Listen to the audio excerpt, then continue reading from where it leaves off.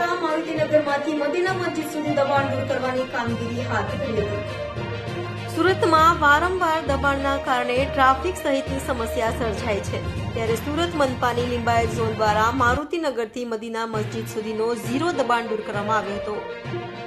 દબાણ દૂર કરતી વેળાએ કોઈ વિરોધ ન થાય તે માટે લિંબાયત ઝોન દ્વારા બંદોબસ્ત પણ લેવાયો હતો।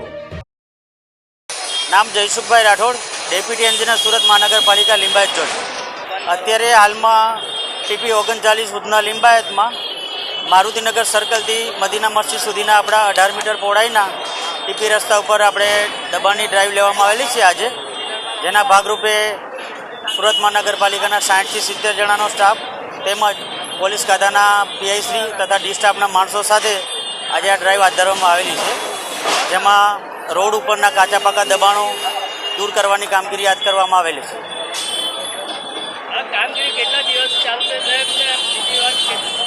કામગીરી આજથી શરૂઆત કરેલી છે।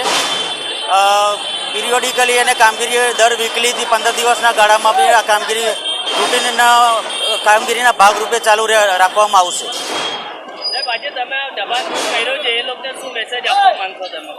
મેસેજ તો એ લોકો સમજી જ ગયા હશે।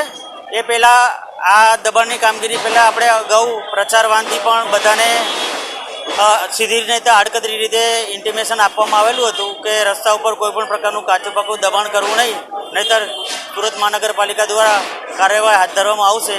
જેથી આજે આ ડ્રાઈવ હાથ ધરવામાં આવેલી છે અને એ કન્ટિન્યુ રહેશે જ્યાં સુધી કોઈપણ પ્રકારના દબાણો કાયમી ધોરણે દૂર ન થાય ત્યાં સુધી।